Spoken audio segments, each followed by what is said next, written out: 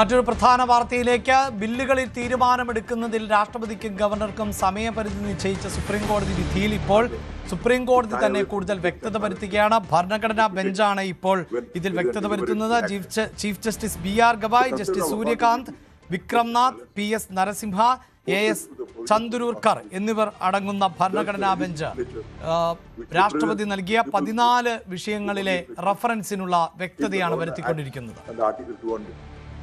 This is not to say that the governor is merely a rubber stamp between a bill becoming an act. There is a value in his consideration, and thus choice exercised between the three options before him under Article 200. Thus, it is correct that the court cannot supplant the wisdom of the governor and enter a merit review of the decisions so taken. However, where the governor chooses to not act under Article 200, resulting in a prolonged pendency in bills without initiating the dialogic process that the Constitution envisions, thus frustrating the outcome of the legislature's functions and a constitutional court can exercise limited judicial review.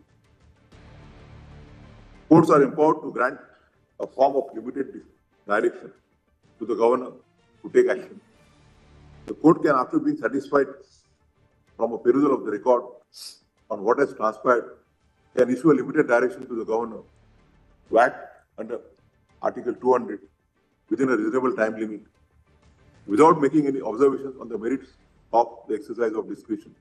It would thus serve the purpose of asking the governor to exercise his functions under Article 200 rather than substituting the rule. The complexity of the bill presented, emergent nature of the enactment, nature of consultative process undertaken are a few illustrative factors that the court will take into consideration while issuing limited mandamus to take an appropriate step under Article 200. We clarify that this does not extend to the court directing the one particular course of action will be employed by the governor. There is no formulaic manner or timeline that the courts by judicial order can establish. Not every case would lead to the court to issue an automatic direction to act. Rather, this limited direction would have to be measured based on appropriate circumstances. In this manner, limited discretion that the court can issue serves as a form of constitutional accountability. Then our answers to the reference. In the light of our findings and observations above, we deem it appropriate to summarize our conclusions on this presidential reference.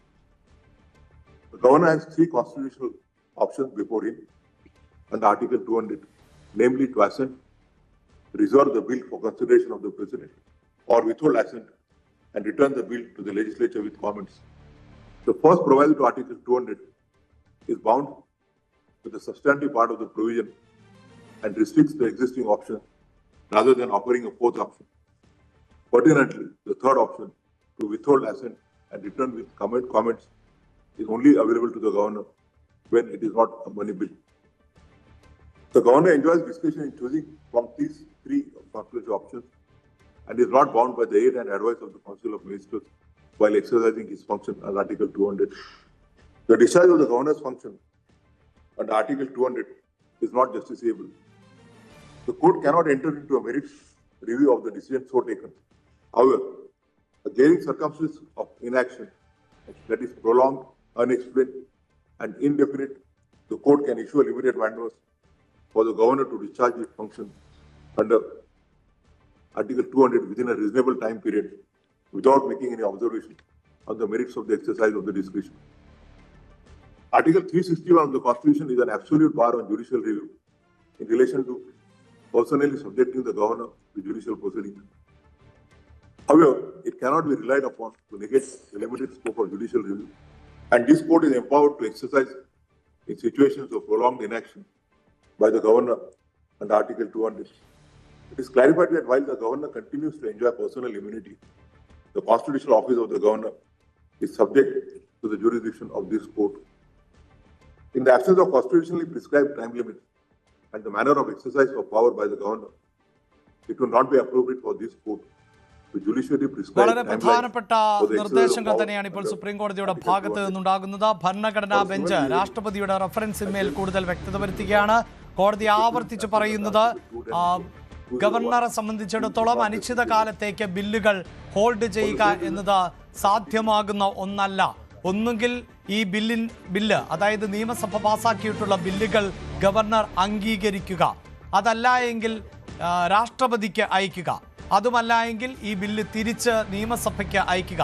ഇങ്ങനെയാണ് ഇപ്പോഴും കോടതി ആവർത്തിച്ചുകൊണ്ട് ഇരിക്കുന്നത്. ഭരണഘടനാ സ്ഥാപനങ്ങളുടെ അധികാരത്തിന്മേലുള്ള കടന്നുകയറ്റമാണോ എന്ന ചോദ്യത്തിനടക്കം കുറച്ചുകൂടി വ്യക്തത വരുത്തുന്ന മറുപടികൾ ഇപ്പോൾ കോടതിയുടെ ഭാഗത്ത് നിന്ന് ഉണ്ടാകും എന്ന് വേണം നമുക്ക് പ്രതീക്ഷിക്കാൻ. MG മിഥുനാണ് നാഷണൽ ഡെസ്കിൽ നിന്ന് ചേരുന്നത്. മിഥുൻ, കോടതി വളരെ കൃത്യമായി assent, reserve four president or return, ഈ 3 ഓപ്ഷനുകൾ മാത്രമേ ഒരു ബില്ലിന്മേൽ ഗവർണർക്കുള്ളൂ എന്ന് വ്യക്തമായി പറയുകയാണല്ലോ. അഭിലാഷ്, ഇക്കാര്യത്തിൽ സുപ്രീം കോടതിയുടെ ഭരണഘടനാ ബെഞ്ച് സുപ്രധാനമായിട്ടുള്ള ഒരു തീർപ്പാണ് നടത്തിയിരിക്കുന്നത്. അതായത് ഈ സമയപരിധി തള്ളിക്കൊണ്ടാണ് ഭരണഘടനാ ബെഞ്ചിന്റെ ഉത്തരവ് ഇപ്പോൾ ഉണ്ടായിരിക്കുന്നത്.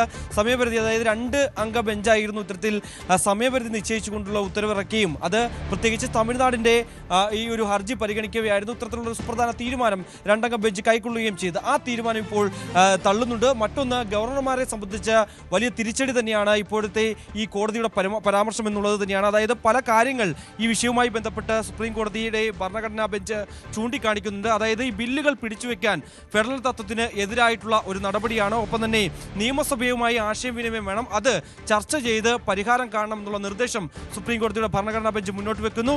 ഒപ്പം തന്നെ ആശയവിനിമയമില്ലാതെ പിടിച്ചുവെക്കുന്നത്, ഈ ബില്ലുകൾ അന്യായമായി പിടിച്ചുവെക്കുന്നത് ശരിയല്ല. ഒപ്പം തന്നെ മന്ത്രിസഭയുടെ ഉപദേശം അനുസരിച്ചാണ് ഗവർണർമാർ പ്രവർത്തിക്കുന്നത്. ബില്ലുകളുടെ കാര്യത്തിൽ ഗവർണർക്ക് വിവേചന അധികാരമുണ്ട്, അത് വ്യവസ്ഥ ചെയ്യുകയും ചെയ്യുന്നുണ്ട്. പക്ഷേ ഈ വിവേചനാധികാരം എന്തൊക്കെയാണ് എന്ന് ഭരണഘടന പറയുകയും ചെയ്യുന്നു. അനിയന്ത്രിതമായി പിടിച്ചുവെക്കാനുള്ള വിവേചനകരമായിട്ടുള്ള അധികാരം ഗവർണർക്കില്ല എന്നുകൂടി സുപ്രീം കോടതിയുടെ ഭരണഘടനാ ബെഞ്ച് ചൂണ്ടിക്കാണിക്കുന്നു. ഒപ്പം തന്നെ ബില്ലുകൾ അതാത് നിയമസഭയിലേക്ക് തിരിച്ചയക്കുകയാണ് ഈ ഘട്ടത്തിൽ വേണ്ടത്. പക്ഷേ സമയപരിധി നിശ്ചയിക്കുന്നതും ഭരണഘടനാപരമല്ല. ഇത്തരത്തിൽ അന്യായമായി കൂടുതൽ കാലതാമസം ഉണ്ടാക്കുന്ന തരത്തിൽ ബില്ലുകൾ പിടിച്ചുവെക്കാൻ ഒരു തരത്തിലും സാധിക്കില്ല എന്ന് പറഞ്ഞു വെക്കുന്നു. ഒപ്പം തന്നെ ഗവർണർ ഒപ്പിടാതെ അംഗീകാരം നൽകാൻ ഒരു തരത്തിലും ഒരു ബില്ലിന് സാധിക്കില്ല. പക്ഷേ ന്യായീകരിക്കാനാവാത്ത കാലതാമസം ഉണ്ടായാൽ അതിൽ കോടതിക്ക് ഇടപെടാം എന്നുകൂടി കോടതി വ്യക്തമായി പറയുന്നു എന്നുള്ളത് തന്നെയാണ്. അതായത് ഒരു തരത്തിലും ബില്ലുകൾ അന്യായമായി പിടിച്ചുവെക്കാൻ സാധിക്കില്ല.